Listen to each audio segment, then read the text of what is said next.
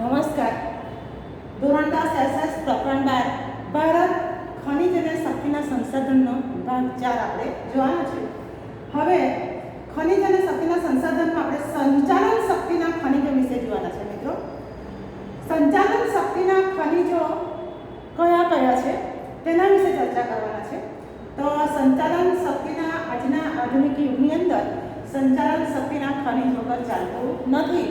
કોઈ પણ દેશનો આર્થિક વિકાસ કરવો હોય, ઉદ્યોગોમાં વિકાસ કરવો હોય તો સંચાલન શક્તિના ખનિજો ખૂબ જ ઉપયોગી છે.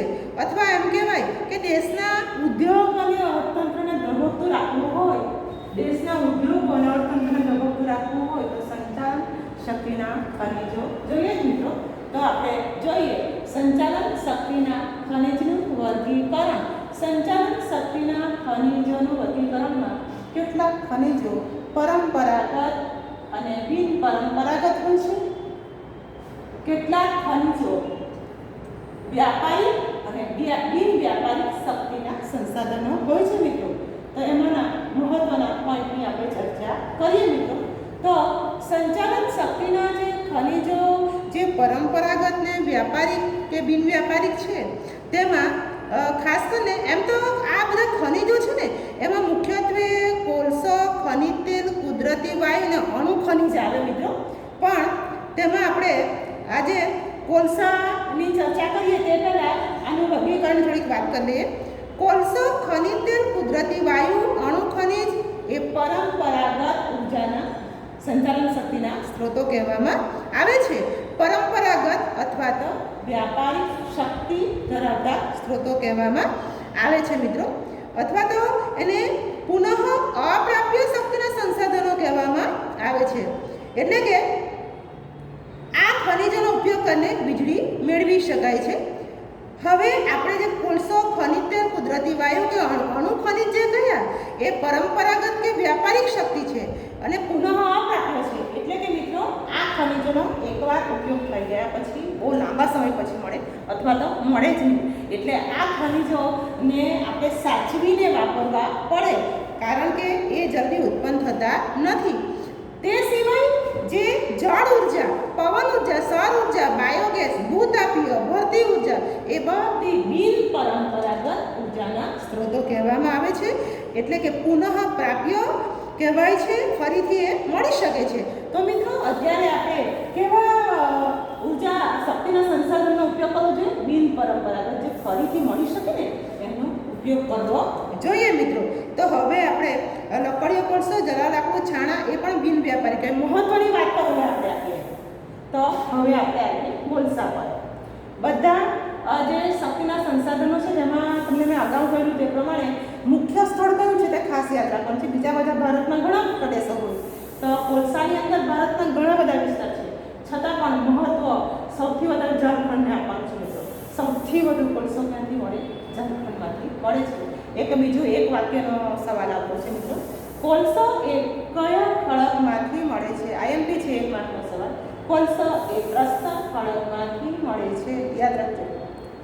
કોલસો એક સરખો હોતો નથી. કોલસાના પ્રકારો પણ પડે છે મિત્રો, તેની પણ આપણે ચર્ચા કરીએ.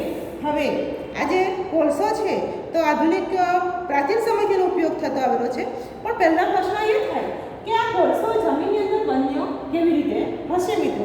તો પૃથ્વીની અંદર જંગલો હતા અને છે. પહેલા જંગલો વધારે હતા. વનરાજી પૃથ્વી પર વનરાજીનું સામ્રાજ્ય હતું. પૃથ્વીના પેટાળમાં આંતરિક હિલચાલ થઈ હશે અને આ જંગલો દટાઈ ગયા છે. જંગલો દટાઈ ગયા અને પૃથ્વીની અંદર ગરમી, ઉષ્મા અને દબાણને કારણે કાર્બન તત્વો ધરાવતા ટૂંકમાં જંગલો દટાઈ ગયા ને એ ધીમે ધીમે એનું દહન થયું અને કાર્બન તત્વો ધરાવતા વૃક્ષો અને જે પ્રાણીઓ હતા એ પણ દટાઈને મરી ગયા. વૃક્ષ અને પ્રાણીઓ દટાઈને મરી ગયા. ધીમે ધીમે મંદ દહન થયું અને છેવટે આ વનસ્પતિમાંથી રૂપાંતરિત થઈને કોલસો બની ગયું. પણ કોલસો બનતા મિત્રો ઘણા વર્ષો લાગે છે. 25 કરોડ વર્ષ પહેલાંનો સમયગાળો કાર્બોનિફરસ સમયગાળો તરીકે ઓળખાય છે. ધીમે ધીમે વૃક્ષોનું દહન થયું અને વિવિધ કાર્બન તત્વો ધરાવતા કોલસાના પ્રકારો આપણને મળ્યા મિત્રો. તો કોલસાનું જે મહત્વ ક્યાંથી આવ્યું? તો પહેલાં તો વરાળ યંત્રની શોધ થઈ અને વરાળ યંત્રની શોધથી કોલસાનો ઉપયોગ વધવા માંડ્યો. રેલવે, આગબોટ જેવા પરિવહનનો ઉપયોગ થયો. પછી તો વીજળીની શોધ થઈ અને વીજળીની શોધથી તાપ વિદ્યુત મથકમાં પણ કોલસાનો ઉપયોગ કરવામાં આવ્યો. હવે આ રીતે કોલસામાંથી કેટલીક આડપેદાશ મળે. ડામર, એમોનિયા સલ્ફેટ, બેન્ઝોલ કે ક્રૂડ ઓઇલ કોલસામાંથી મળે. પ્રસ્તર ખડકમાંથી જે કોલસો મળે છે, તમને મેં કહ્યું એના કેટલા પ્રકારો પડે છે એવું પણ આવશે મિત્રો. તો કોલસાના મુખ્યત્વે કાર્બન તત્વો અલગ અલગ છે, 4 પ્રકારો મળે છે. યાદ રાખવાનું છે. એન્થ્રેસાઇટ કોલસો, બિટ્યુમિનસ કોલસો, લિગ્નાઇટ કોલસો અને પીટનો કોલસો. આ છે કોલસાના મુખ્ય 4 પ્રકાર. તમારે નોટમાં નોંધવાનું પણ છે અને યાદ પણ રાખવાનું છે મિત્રો. હવે આજે ભારતમાં કોલસા છે એ સૌથી વધુ ઝારખંડમાં મળે, પણ ઝારખંડ, ઓડિશા, પશ્ચિમ બંગાળ, છત્તીસગઢ, મધ્યપ્રદેશ, જમ્મુ કાશ્મીરમાંથી વધારે મળે. તે સિવાય રાજસ્થાન, તમિલનાડુ અને આપણા ગુજરાતમાંથી પણ કોલસો મળે છે. ગુજરાતનો પણ સમાવેશ થાય છે. અને આ રીતે ગુજરાતમાં ખનિજ કોલસાના ક્ષેત્રો ક્યાં હશે મિત્રો? કચ્છ, ભરૂચ, મહેસાણા અને ભાવનગર અને સુરત. પણ અહીં યાદ રાખવાનું છે તમારે કે કોલસો એ ગુજરાતમાંથી તો મળે છે, પણ ગુજરાતમાંથી કેવા પ્રકારનો કોલસો મળે છે? તો લિગ્નાઇટ પ્રકારનો કોલસો આપણા પરીક્ષામાં છે, જેનું કાર્બન તત્વ થોડું ઓછું. એન્થ્રેસાઇટ સૌથી વધારે, એના પછી બિટ્યુમિનસ, ત્રીજો નંબર લિગ્નાઇટ. એટલે ગુજરાતમાંથી કોલસો તો મળે છે, પણ કેવો કોલસો મળે મિત્રો? તો લિગ્નાઇટ પ્રકારનો કોલસો મળે છે. આ તમારે ખાસ યાદ રાખવાનું છે. હવે આપણે કોલસાની વાત કરી. હવે આપણે કોલસા પછી જોવાનું છે. આપણે જોતા છે સંચાલન શક્તિના ખનિજો.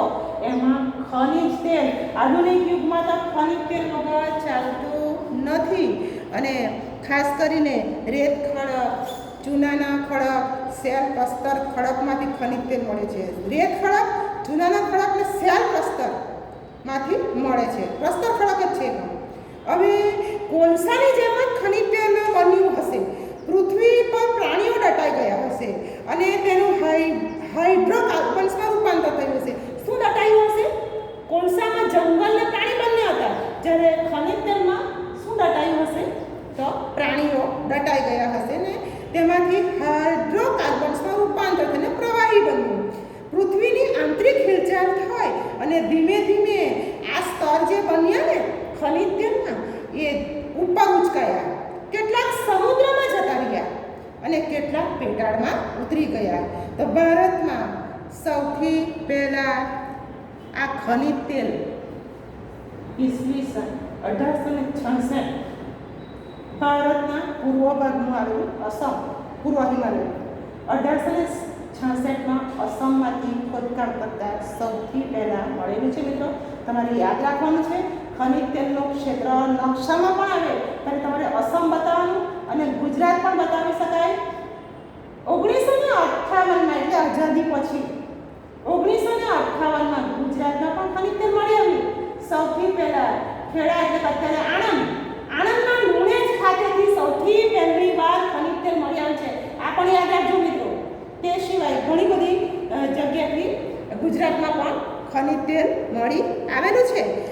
ખાસ કરીને ખનિજ તેલ જે મળે છે તેમાં પહેલું આપણે શું જોયું? 1866ની વાત કરી, એટલે ક્યાંથી? તો અસમની અંદરથી વાત કરી.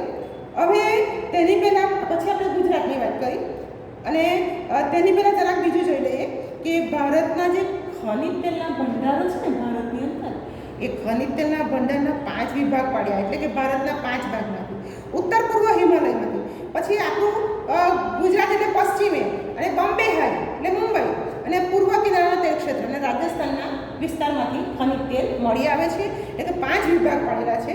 તો 1958માં ગુજરાતના લુણેજની વાત કરી. ત્યાર પછી તો ગુજરાતની અંદરથી અત્યારે સૌથી વધારે ફેમસ છે અંકલેશ્વર, મહેસાણા, કલોલ, નવાગામ, કોસંબા, સાણંદ, અમદાવાદ, ગાંધીનગર, વડોદરા તેમજ ભરૂચ ને ભાવનગરમાંથી પણ ખનિજ તેલ મળે છે મિત્રો.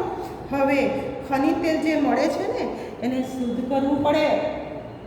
ખનિજ તેલ જે મળે તે અશુદ્ધ સ્વરૂપે મળે, એનું શુદ્ધિકરણ કરવું પડે.